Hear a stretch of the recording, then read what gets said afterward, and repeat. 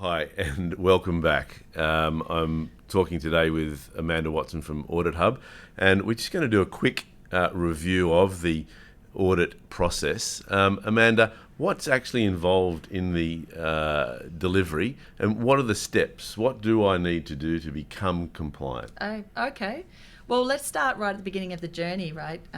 For your therapists who are looking to register as an allied health therapist, occupational therapist, for example, psychologist, speech pathologist, it starts with an application. So they go online, they submit their application. The application requires them to obviously provide business details, but it also requires them to do a self-assessment against 4 outcomes. So they need to have a control and an understanding of how they meet the standards across the human resources, so the right people to do the right job, risk management, incident management, and complaints management. Right. Okay, so they're the 4 outcomes that your therapists who are registering as an allied health therapist need to demonstrate. Once they've done the application, they need to get an external auditor involved. The external auditor will be arranging a time to conduct what's called a verification audit. Now, a verification audit is just a remote desktop audit and looking at your documentation and including your evidence of competency. So it's actually not an arduous audit. It's quite simple and it's not a really high cost either. So that's the second step, is engaging that auditor to conduct that audit. Once that actually occurs, of course, you are running your business and you must continue to meet those compliance requirements. There are, of course, you're going to be operating within the price guide of the NDIS. And of course, at the 3-year mark, you become re-audited, re-verified that you can be a registered provider. So that's their journey. Again, I sort of touched on a lot of businesses think that this is a little bit big.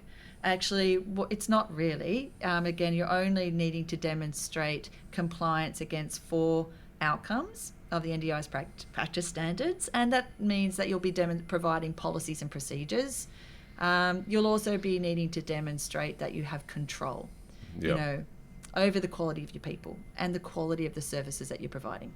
And if I'm an individual provider, I'm not a big business, I don't have a lot of resources, how does an individual provider get prepared, and what are the services that you offer in the registration and compliance for the smaller operator, or single person? I'm not just an OT, I'm an OT, and I want to provide services and I want to become registered. Is it a big journey for them? No, it's not a big journey. But as always, it's really helpful to have guidance, and because with guidance you can do it in a very efficient way. Right, we're all very time strapped, so navigating this journey can be quite a bit of a challenge. So we support the provider, the therapist, right at the initial stages of scoping the opportunity. Okay. Right. What registration groups are they going to be registering for? Yep. We talk about the model. What kind of service delivery model are they thinking about? Do they have a practice where people are going to come and see them, or are they going to be a mobile outlet, for example? We support them through the application, right? And really, our whole objective is to really connect people to this compliance journey and making sure there is no barrier there. So we guide them right from the very start and get them connected to the application. Then we work with them and we do the policies and procedures.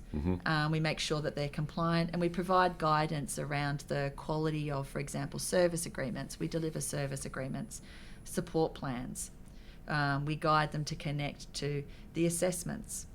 So if I'm a speech pathologist or a physiotherapist and I want to provide services and be confident that I'm doing it in a compliant way, you've done that before and you know how to guide those people through that process. Yeah, absolutely. And of course, we have a role at the front end with some of this documented management system.